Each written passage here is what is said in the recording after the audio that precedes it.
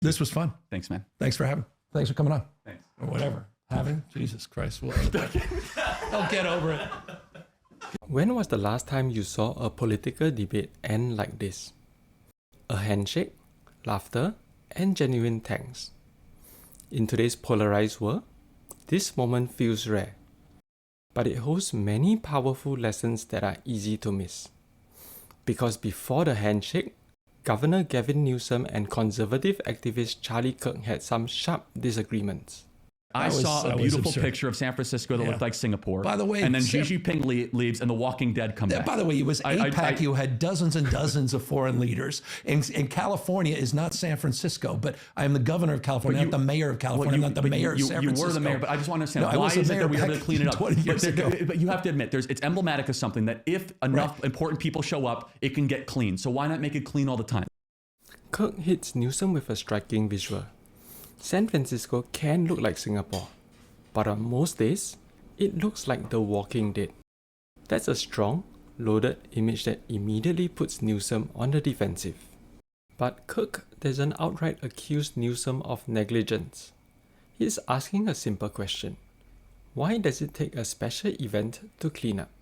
By the way, that's my energy. I think you've missed a lot of my press conferences. I've been saying that to all these mayors. State vision is realized at the local level. It's about accountability, transparency. If you can't clean up the streets, we're going to redirect the money. I hope the new mayor can do that, crystal clear. He seems to be more moderate than the other. Great progress is being made. By the way, what's going on with homelessness in all these red states? You're seeing it through the roof. Went up 18% across the country. Newsom talks about his initiatives, but that's far from a perfect answer on its own. If the city can be cleaned up for important people, why isn't it always clean? That's an attack with emotional weight, hinting that the biggest democratic state is failing at basic governance. So Newsom flips the script. Instead of just defending California, he turns Kirk's logic against him. If homelessness proves the state is failing, then red states are failing too. I'm not here defending every red state or what we're doing, right? But I'm making the point. This is hardly unique. Enough. In the end, both men recognize that it's a difficult issue and offer each other some understanding. It's a beautiful moment of mutual respect. Now, why does this matter? Because it shows the power of a simple, honest exchange of views. That's the heart of loving your enemy, even in politics. Newsom and Kirk don't get defensive, and neither do they engage in personal attacks or name-calling. What other techniques can you use? Let's hear them debate an even bigger hot potato: transgender athletes. Would you say no men in female sports? Well, I think it's an issue of fairness. I completely agree with you on that. It is an issue of fairness. So it's deeply unfair. Would you speak out against this young man, A.B. Hernandez, who right now is going to win the state championship in the long jump? I can see you wrestling with it. No, I'm not wrestling. I'm not wrestling with the fairness issue. I totally agree with you. By the way, as someone with 4 kids, I think and two daughters, right? 2 daughters. And I have a daughter too. And a wife that went, God forbid, to Stanford and played on the junior national soccer team, and a guy who got into college only because I was left-handed and could throw a baseball a little bit. I revere sports, and so the issue of fairness is completely legit. And I saw that the last couple of years, how you guys were able to weaponize that issue at another level. Not weaponize. That's well, weaponize may be pejorative. You're right, but you were able to shine a light on, highlight it in a way that, frankly, What's striking here is how both men navigate a deeply divisive issue. They don't dismiss each other's views outright. Instead, they present their arguments calmly. Kirk points out that fairness is an important concern, while Newsom says that fairness isn't the only concern. Kirk also politely requests that Newsom not use the word weaponize, and Newsom agrees.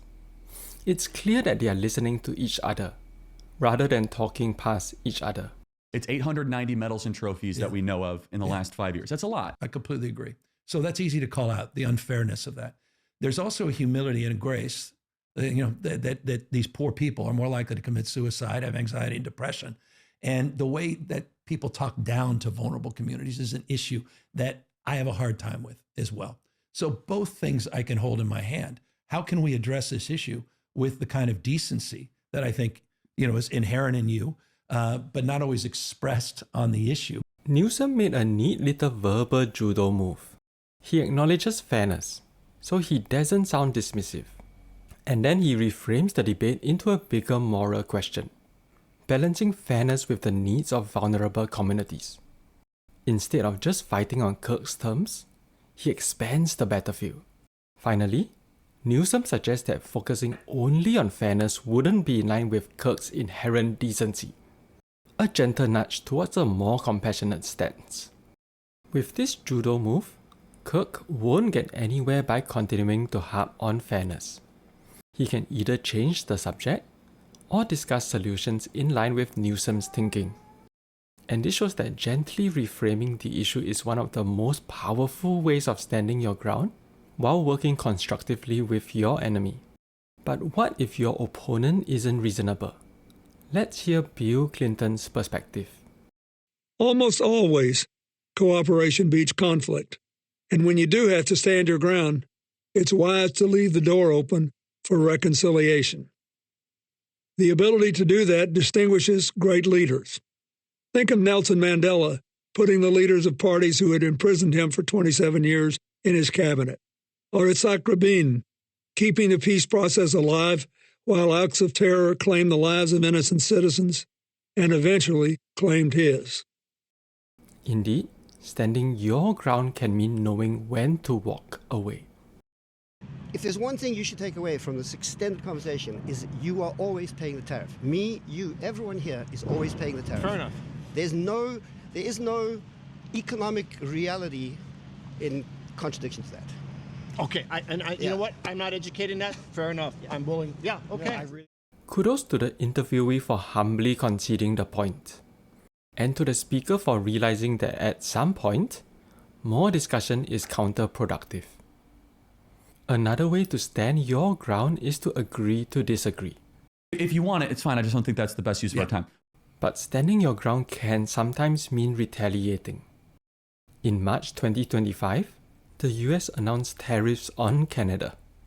The Canadian Prime Minister condemned the action strongly and imposed retaliatory tariffs.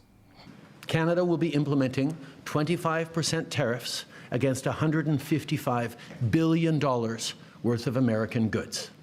But even then, he used as many conciliatory words as possible. Donald, in the over 8 years you and I have worked together, we've done big things. We signed a historic deal that has created record jobs and growth in both of our countries. We've done big things together on the world stage, as Canada and the US have done together for decades, for generations. And now we should be working together to ensure even greater prosperity for North Americans in a very uncertain and challenging world. And it's good that Trudeau kept the door as open as possible. 2 days later, the US paused some tariffs on Canada. It was far from a permanent resolution, but it was Trudeau's best shot at standing firm while offering an olive branch. Contrast this with how Ukrainian President Zelensky pushed back on Trump. First of all, during the war, everybody has problems. Even you, but you have nice ocean and don't feel now, but you will feel it in the future. God bless. You don't know that. God bless. You don't God know bless. That. You will not have a war. Don't tell us what we're going to feel. We're trying to solve a problem. Don't tell us what we're going to feel. Here, Zelensky implies the US will eventually experience a war, provoking an immediate defensive reaction from Trump, who rebuffs the idea. The conversation continued to escalate. 3 days later, Trump suspended all military aid to the Ukraine, even though he had started the meeting saying otherwise. Yeah, we're going to have arms to Ukraine, yeah, sure. It was only after Ukraine became more conciliatory that Trump agreed to continue aid. Loving your enemy is like dancing with someone you don't agree with. At first, the steps feel awkward and strained. But as you begin to listen and adjust, you find a rhythm, a flow that keeps the conversation moving forward, even when you're not on the same beat. How do you dance through a debate? Mutual respect, active listening, and the ability to step back when a moment calls for it. It's about finding common ground. Because in life, we all do better when we dance with our differences, not against them. Thanks for watching, and I'll see you next time.